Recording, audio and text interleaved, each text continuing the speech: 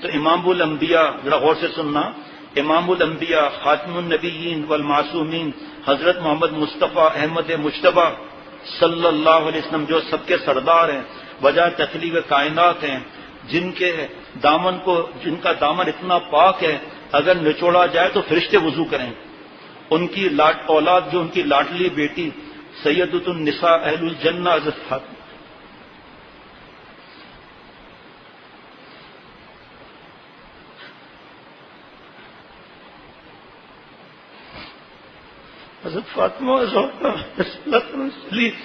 تو ان کا کیا مقام ہوگا، ان کی اولاد کا. حضور صلی اللہ علیہ وسلم 3 بیٹے ہیں، 4 بیٹیاں تھیں، سب سے چھوٹی مگر مرتبے میں اولاد میں سب سے بڑی حضرت فاطمہ رضی اللہ تعالیٰ عنہ تھیں. آپ صلی اللہ علیہ وسلم کی بعثت کے بعد پہلے سال پیدا ہوئی. حضور صلی اللہ علیہ وسلم نے ان کا نام فاطمہ رکھا. آپ صلی اللہ علیہ وسلم کی نانیوں اور دادیوں میں فاطمہ نام کی کثرت پائی جاتی تھی. اس نسبت کو آپ صلی اللہ علیہ وسلم نے باقی رکھا.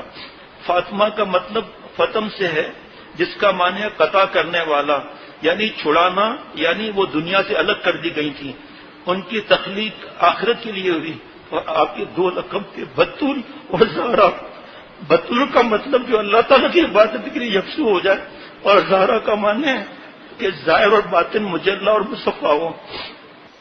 نبی پاک صلی اللہ علیہ وسلم کی محبت اور تربیت نے آپ کو کمالات کی انتہا تک پہنچا دیا.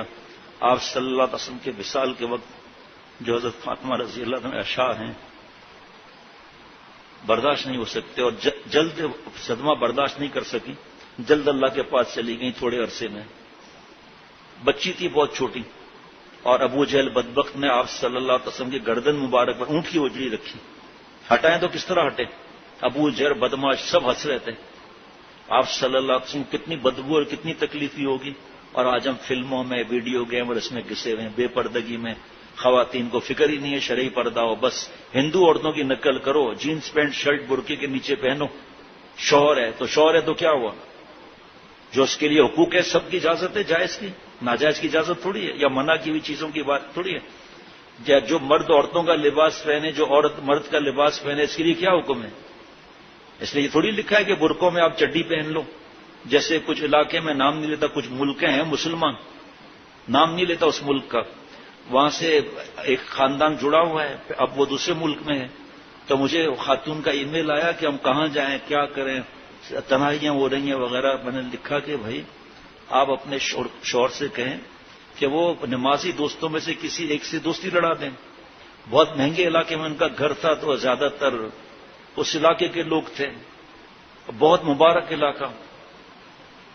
پھر خاتون کا فون آیا، یہ ای میل آیا کہ ہم ان کے گھر گئے تھے، 3 گھنٹے ہم تھے. ٹیلی ویژن تو میں نے بند کرا دیا، لیکن کپڑے ایسے پہنے ہوئے تھے کہ میں نظر نہیں اٹھا سکی.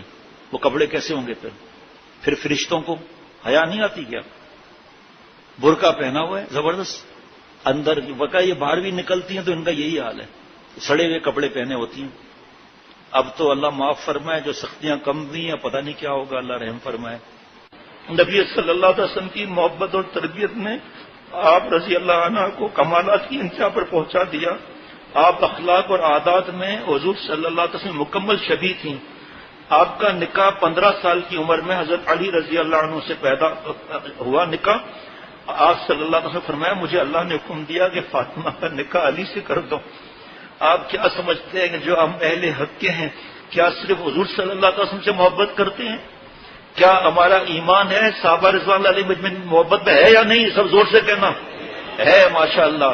اور میرے دوستوں اور ساتھیوں، کیا اہل بیت رضوان اللہ علیہ مجمعین سے ہماری محبت نہیں ہے؟ ارے ہماری جان بھی مانگی جائے تو فدا ہو جائے ان پر. لیکن بہت سے لوگوں کو پتہ نہیں کہ جب صحابہ رضوان اللہ علیہ مجمعین کا نام لیا جاتا ہے اس میں اہل بیت رضوان اللہ علیہ مجمعین خود ہی آ جاتے ہیں. حضور اکرم صلی اللہ علیہ وسلم نے فرمایا مجھے اللہ تعالی نے حکم دیا کہ فاطمہ کا نکاح علی سے کر دو. اچھا جی، وہ ذرا جو بدر کے میں حضرت علی رضی اللہ تعالیٰ کو ملی تھی، مہر قرار پائی. نکاح کے بعد حضور صلی اللہ علیہ وسلم نے وہ ذرا حضرت علی رضی اللہ عنہ کو دی کہ بیچ کر لاؤں. حضرت عثمان رضی اللہ تعالیٰ عنہ نے وہ 480 درہم میں خریدی. پھر قیمت دے کر ذرا بھی حضرت علی رضی اللہ عنہ کو ہدیہ کر دیں، اور اس کے بدلے میں نبی پاک صلی اللہ علیہ وسلم نے حضرت عثمان کے گھرانے کو دعائیں دی اور حضرت عثمان نے اپنے دامن میں سمیٹ لی۔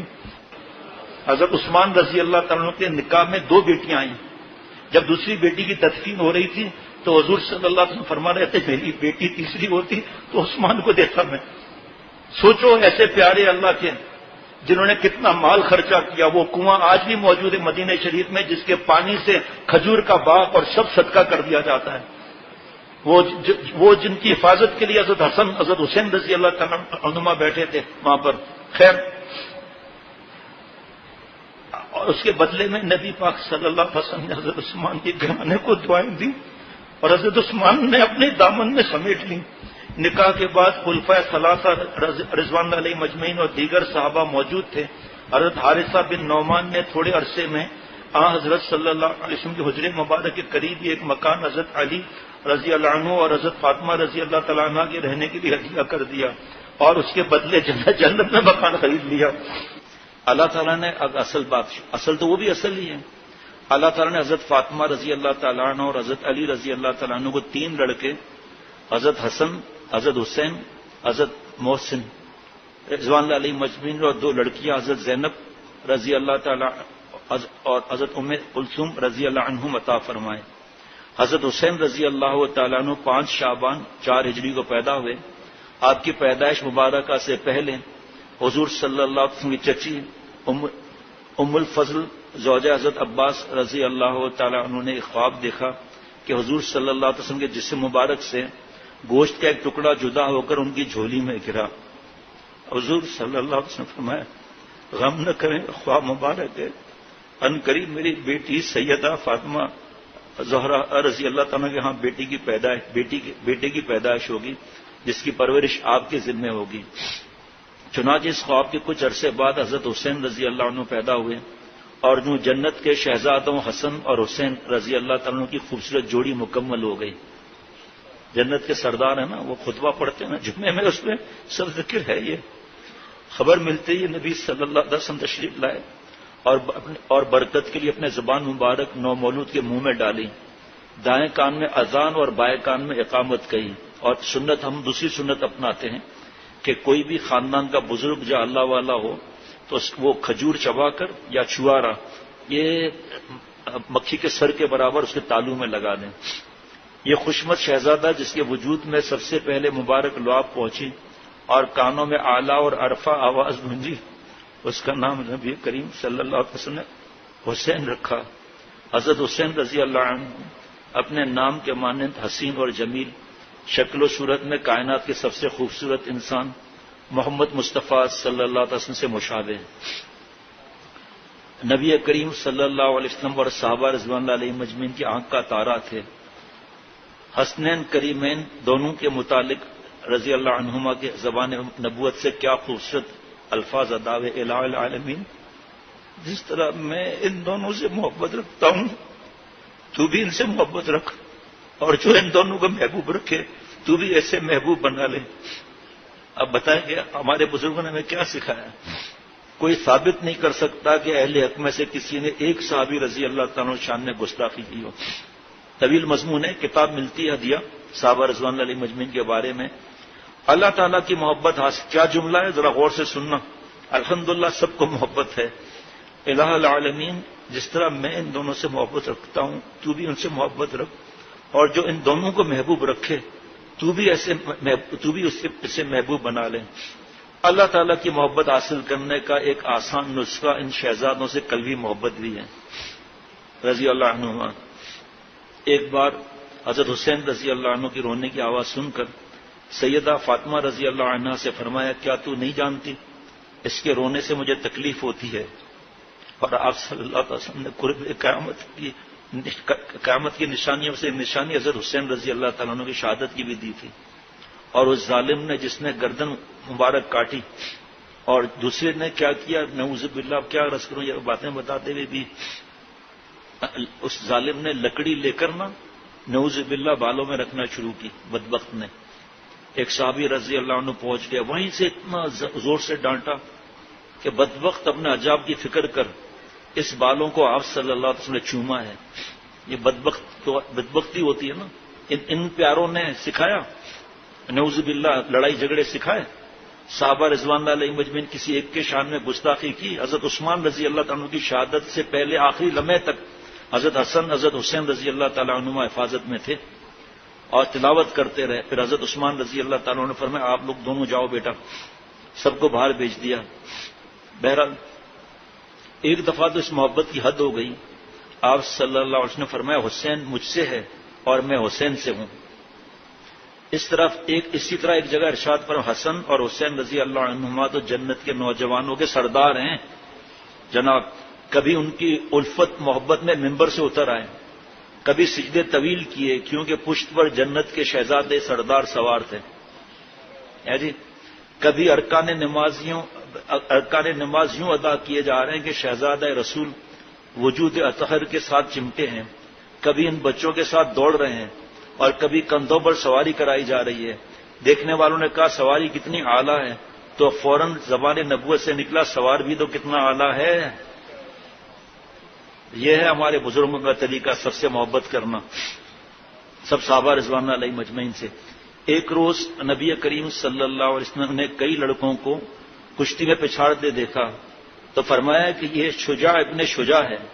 حضرت علی رضی اللہ عنہ کے بیٹے ہیں نا، اپنے والد سے قرآن پاک پڑھتے ہوئے آیت جہاد پر جنگ کے طریقے اور گر پوچھتے اور صرف زبانی نہیں عملی تربیت کی درخواست کرتے.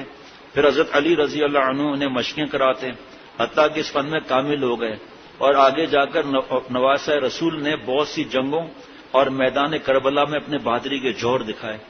داستان سنیں گے تو برداشت میں نہیں ہوگا، یہ بھی بتا دوں. اور داستان ان سے سنیں گے جو علماء ہیں، اہل حق کے ہیں، بزرگ، ان سے سنیں گے. یہ بیچ میں دھوکے بازی اور بے حیائی اور وغیرہ یہ سب نہیں سنیں گے کسی سے. کس طرح آخر تک باطل کے آگے نہیں جھکے. نواسے بھی کس کے ہیں بھائی، بیٹے بھی کس کے ہیں. حضرات صحابہ رضوان اللہ علیہ مجمعین بھی خاندان نبوت کے ان شہزادوں پر جان چھڑکتے، ان کا پورا خیال رکھتے. حضرت ابو بکر صدیق رضی اللہ تعالیٰ عنہ نے فرمایا اللہ کی قسم اپنے اقربا سے صلہ رحمی کی نسبت مجھے یہ بات کہیں زیادہ عزیز ہے کہ میں آپ صلی اللہ علیہ وسلم اقربا سے صلہ رحمی کروں. صحیح بخاری شریف. حضرت ابو بکر صدیق رضی اللہ تعالیٰ عنہ کے دور میں علاقہ فتح ہوا تو ایک بہت خوبصورت اور قیمتی چادر مال غنیمت میں آئی. آپ نے وہ چادر حضرت حسین رضی اللہ عنہ کو دی کہ شہزادے کے ساتھ اچھی لگتی ہے. اتنا ایمان تازہ ہو رہا ہے. حضرت عمر فاروق رضی اللہ عنہ نے بدری اصحاب کے برابر دونوں بھائیوں کے وظائف مقرر کیے.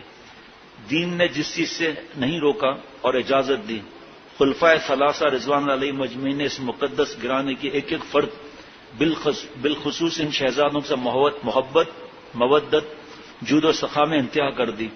جس سے نبی پاک صلی اللہ علیہ وسلم نے منع فرما دیا تو پھر اس مقدس گھرانے کے تقدس کو دھبا لگانا بھی گوارا نہ کیا.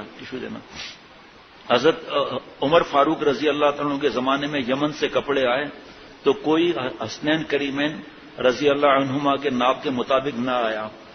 آپ غمگین ہو گئے، فوراً ناپ یمن بھجوا کر نئے جوڑے تیار کروائے اور جب انہوں نے پہنے تو فرمایا کہ شکر اس اللہ کا جس نے میرا دل ٹھنڈا کیا.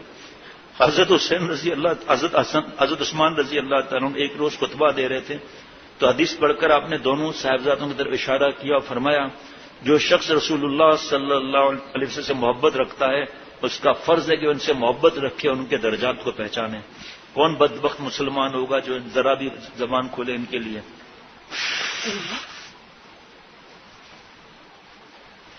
حضرت عثمان رضی اللہ تعالیٰ سے محبت کا حق بھی حسن اور حضرت حسین رضی اللہ تعالیٰ نے ادا کیا. آ گیا یہ معاملہ جب خلیفہ رسول باغیوں نے جب خلیفہ رسول کے گھر کا محاصرہ کیا تو دروازے پر پہرا دیا. آپ صلی اللہ علیہ وسلم کی دو بیٹیاں یک کے بعد دیگرے حضرت عثمان رضی اللہ تعالیٰ کے نکاح میں آئیں اور جب دوسری بیٹی کا وصال ہوا آپ صلی اللہ علیہ وسلم لحد میں رکھ رہے تھے تو فرمایا میری تیسری بیٹی ہوتی تو عثمان کو دیتا. آج سوچیں وہ لوگ جو اپنے کو دوزخ کی طرف لے جا رہے ہیں، سوچیں وہ مسلمان جو ان کی باتیں سنتے ہیں اور ان کے چینل پر جاتے ہیں اور زبان خراب کرتے ہیں اپنی. تو اس وقت تھا بڑا آیا بولنے والا، اللہ تجھ سے پوچھیں گے ان کا. شہزادوں میں اختلاف ہوا کہ ہم حیدرآباد جائیں گے سپر ہائی وے سے، دوسرے نے شہزادے نے کہا ہم جائیں گے تھانہ بولا خان سے، تو اس کا فیصلہ بادشاہ کرے گا یا بھنگی کرے گا؟ بادشاہوں کو بادشاہت کی بھیک دینے والے نے فیصلہ کر لیا، رضی اللہ عنہم ورضوا عنہ، اللہ ان سے راضی، وہ اللہ سے راضی۔ کوئی ثابت نہیں کر سکتا کہ قرآن پاک، حدیث پاک، فرائض، واجب، سنت موقدہ میں کوئی صحابہ رضوان اللہ علیہ مجمعین کے مشورے میں فرق آیا ہو، بس یہ فرق تھا۔ آج مسلمان ہو کر اللہ کے پیاروں کے خلاف باتیں سن رہے ہیں۔ حضرت عثمان رضی اللہ عنہ نے کیا کیا قربانیاں نہیں دی، کس کس جہاد میں مال سے، جان سے، اولاد سے حصہ نہیں لیا، کیسے مسلمان پریشان تھے، یہودی سے کنواں خرید کر سب کے لیے عام کر دیا۔ آج بھی اس کے پانی سے جو کھجور کے باغ ہیں نا، وہ سب صدقے میں جاتے ہیں۔ آؤ 1400 سال سے حضرت عثمان رضی اللہ عنہ گنو، اور یہ شہزادے جنت کے، اب دیکھو اب، لیکن وہ کھا جائیں گے بات کے بیچ میں سے، وہ نہیں بتائیں گے، ورنہ ہم سب کا ایمان تازہ ہو جائے گا۔ وہ گالیاں دیں گے، برا بلا کہیں گے، صحابہ رضوان اللہ علیہ مجمعین کے شان میں گستاخی کریں گے، اور ہمارے بزرگ فرماتے رہیں گے جوش میں مت آنا، لڑنا مت، کچھ بھی نہیں کرنا، بہانا چاہیے، ہنگامے اور گھروں کو آگ لگانے کا بہانا چاہیے، اللہ پر نظر رکھو، اللہ نے ان کے لیے فیصلہ کر دیا ہے۔ قرآن پاک میں جگہ جگہ سب صحابہ رضوان اللہ علیہ مجمعین کی تعریف آئی ہے۔ جب بیوقوفوں سے بات کرو، اصل میں اس کے بعد وہ بدل گئے، اللہ کو پتہ نہیں تھا غیب کا، نعوذ باللہ، کیسی بات ہے۔ اور مسلمان ہو کر اور اہل حق کے ہو کر اپنے دل میں اتنا بغض دبا دیا ہے، لاکھ سمجھاؤ کہ نہیں یہ کیا لکھا ہوا ہے، کیا لکھا ہوا ہے، آپ لکھ دو کتاب، کس نے منع کیا آپ کو؟ آپ کیا جانتے ہیں؟ آپ الٹا سیدھا لکھ دو، کس نے منع کیا آپ کو؟ ہوتا سعودی عرب تو پتہ چلتا گردن کہاں گئی، ایسا الٹی سیدھی باتیں لکھنے والا، یا جو سانڈ کی طرح ہے دین کے بارے میں ترمیم کرے۔ ارے آپ صلی اللہ علیہ وسلم جن سے خوش ہوں، اللہ جن سے خوش ہوں، تو تیرا ووٹ کیا بیچتا ہے بھائی؟ اب یہ تفصیل نہیں ہے یہاں لکھی ہوئی، تفصیل 2 دفعہ بیان ہو چکی ہے۔ پہرا دیا دونوں شہزادوں نے۔ حضرت حسن رضی اللہ عنہ کو ایک تیر سے زخمی بھی ہوئے، پر باغیوں کے سامنے سے اندر نہ جانے دیا۔ حضرت عبداللہ بن عباس رضی اللہ تعالی عنہما حضرت حسنین رضی اللہ عنہما کے گھوڑے کی رکاب پکڑتے تھے، اتنی بڑی شخصیت ہو کیا۔ کسی نے کہا کہ آپ علم اور عمل میں زیادہ اور بزرگ ہیں، فرمایا میرے لیے تو یہ سعادت کی بات ہے۔ حضرت عبداللہ بن زبیر رضی اللہ عنہما نے حضرت حسین رضی اللہ تعالیٰ خاطر لڑنے مرنے پر تیار ہو جاتے تھے۔ جناب سیدنا بلال رضی اللہ عنہ نے صرف حسنین کریمین رضی اللہ عنہ کی فرمائش پر ہی بعد از وصال نبوی اذان دی، اور جب اذان دی تو لوگوں کے دل ہل گئے، سب روتے باہر نکل گئے۔ آپ صلی اللہ علیہ وسلم کا جو ہے وہ وقت یاد آ گیا۔ حضرت بلال رضی اللہ تعالیٰ منع کرتے رہے، لیکن ان کی بات تو ماننی تھی شہزادوں کی۔ اپنے والد حضرت علی رضی اللہ تعالیٰ عنہ کے دور خلافت میں حکومتی معاملات میں ہاتھ بٹایا کرتے، اور ان کے ساتھ جنگوں میں بھی حصہ لیتے۔ اس کے بعد اپنے چہیتے بھائی حضرت حسن رضی اللہ عنہ کے ساتھ بھی معاون رہے، اور حضرت امیر معاویہ رضی اللہ عنہ کے دور میں بھی عنایات سے نوازے جاتے رہتے۔ حضرت معاویہ رضی اللہ تعالیٰ، یہ کس نے بتایا؟ یہ سب کون بتاتا ہے اس کو؟ کہ حضرت معاویہ رضی اللہ عنہ ان پر جان چھڑکتے تھے، ان کو ہدیے تحفے بھیجتے تھے کہ یہ خوش ہو جائیں تو آپ صلی اللہ علیہ وسلم خوش ہوں گے تو اللہ خوش ہوں گے۔ الغرض ہمیشہ سب کے منظور نظر رہے اور اپنے اختیارات کو استعمال کرتے رہے۔ ایک دفعہ حضرت معاویہ رضی اللہ عنہ کو کسی امیر سلطنت کی طرف سے بھیجا جانے والا سامان مدینے کے پاس سے گزرا تو حضرت حسین رضی اللہ عنہ نے 10 اونٹوں سے سامان اتروا کر پاس رکھ لیا اور پیغام بھجوایا کہ اپنا حق وصول کر لیا، البتہ کچھ باقی ہے۔ مال کے حاصل کرنے کا یہ مطلب نہیں کہ جمع کرتے تھے، سننا آگے، بلکہ مدینے کے سب سے زیادہ سخی کا پوچھا جاتا تو لوگ حضرت حسین رضی اللہ عنہ کا نام لیتے۔ ان کا حصہ تھا اللہ کی راہ میں اتنا خرچ کرتے کہ اکثر مقروض ہو جاتے اپنے نانا آپ صلی اللہ علیہ وسلم کے طریقے پر۔ حسن سلوک ایسا کہ بے مثال۔ ایک دفعہ خادم سے خطا ہو گئی، اس نے گھبرا کر آیت پڑھی کہ غصے پینے والے اللہ کو پسند ہے، والکاظمین الغیظ، آپ والعافین عن الناس واللہ یحب المحسنین۔ آپ رضی اللہ عنہ نے فوراً معاف کر دیا۔ اس نے درگزر اس نے سلوک کے آگے ذکر کیا تو اسے آزاد بھی کر دیا۔ وہ یتیم اور بیواؤں کا اتنا خیال رکھتے کہ بوقت اب یہ سنیں گے نا تو شاید سوتے وقت رونا ہے، شاید۔ یتیموں اور بیواؤں کا اتنا خیال رکھتے ہیں کہ بوقت شہادت آپ کے جب غسل دیا گیا تو آپ کے پشت مبارک پر بہت زیادہ نشان تھے. حضرت زین العابدین رحمۃ اللہ علیہ سے پوچھا گیا تو فرمایا کہ یہ اس سامان کو اٹھانے کے نشان ہے جو آپ رضی اللہ عنہ اپنے پشت پر لاد کر بیوہ، یتیم بچوں اور فقراء اور مساکین کو پہنچانتے تھے.